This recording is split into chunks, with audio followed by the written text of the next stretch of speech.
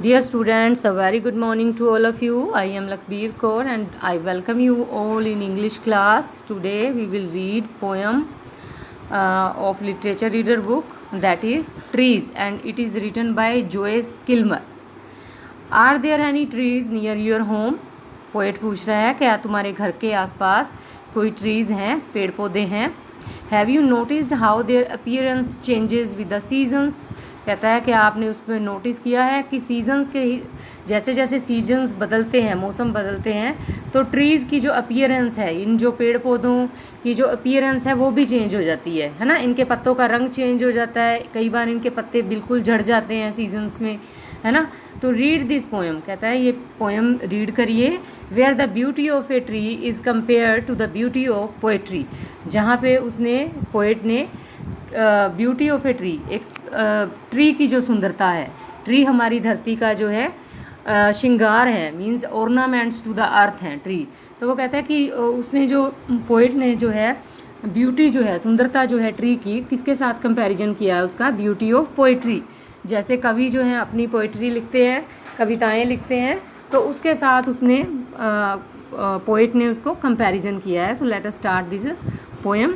I think that I shall never see a poem lovely as a tree. वो कहता है कि मैं सोचता हूँ कि मैंने ऐसा ट्री, एक पोएम, एक ऐसी poem, I shall never see a poem lovely as a tree, कि मुझे जो ट्री है वो ज़्यादा पसंद है पोएम से, कि मैंने ऐसा कभी पोएम भी नहीं लिखी या सुनी या पढ़ी मैंने कि जितना सुंदर एक पेड़ होता है.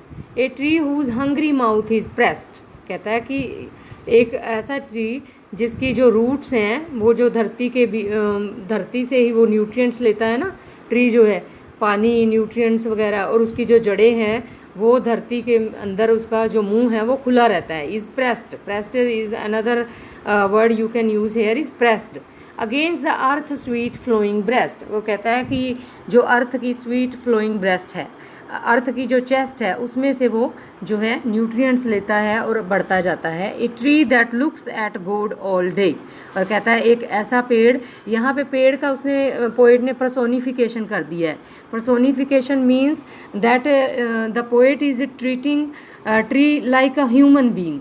हाँ, वो एक ह्यूमन बीइंग की तरह उसको, ट्री को ट्रीट कर रहा है, वो उसका बिल्कुल वैसे ही रूपांतरण कर रहा है जैसे एक ह्यूमन बीइंग होता है. कहता है कि एक ट्री जो है सारा दिन ऊपर की तरफ जो है देखता रहता है, गॉड की तरफ, ऑल डे परमात्मा की तरफ उसका ध्यान लगा रहता है.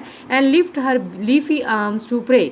और ऐसा लगता है कि जो इसकी लीफी आर्म्स हैं, इसके पत्ते ही पत्ते हैं, जैसे अनेकों इसकी ब्रांचेस हैं और उसकी आर्म्स हैं, वो सारा दिन भगवान से प्रे करती हैं. भाई उसकी ऐसे शाखाएं होती हैं ना उठी हुई. A tree that may in summer wear. और कहता है कि एक ऐसा ट्री जो गर्मियों में क्या वियर करता है, a nest of robins in her hair. और उसके जो रोबिन्स हैं, जो बर्ड्स हैं, रेड ब्रेस्ट चिड़िया होती है जिसकी आगे छाती लाल होती है, उसको रोबिन्स बोलते हैं या रेड ब्रेस्ट भी बोल देते हैं. वो अपना घोंसला ट्री में बनाती है, ट्री के पत्तों में, टहनियों में, ट्री के हेयर उसने, इन हर हेयर. ठीक है, ट्री को इसने एज ए वीमेन भी डिस्क्राइब किया है. उसकी ब्यूटी जो ट्री की डिस्क्राइब करी है वो एज ए वीमेन डिस्क्राइब किया है ट्री को, ना कि मैन. तो कहता है उसके पत्तों में वो रोबिन जो है वो अंडे देती है. Upon whose bosom snow has lain. और कहता है जिस ट्री के ऊपर जब सर्दियाँ हो जाती हैं तो बर्फ़ भी पड़ जाती है. Who intimately lives with rain. और कहता है कई बार वो बारिश भी होती है तब भी वो उसके ऊपर, वृक्षों के ऊपर बारिश होती है. तो who intimately lives with rain, तो उसका जो इंटीमेसी है वो रेन के साथ भी है. Poems are made by fools like me. Poet कह रहा है कि पोएम्स जो हैं वो तो मेरे जैसे मूर्खों द्वारा बनाई जाती हैं. But only God can make a tree. कहता है लेकिन जो भगवान हैं, जो ट्री हैं, वो सिर्फ भगवान के द्वारा ही बनाए जाते हैं, ना कि हम इंसानों के द्वारा. तो ये पोएम है. It is a beautiful poem by Joyce Kilmer.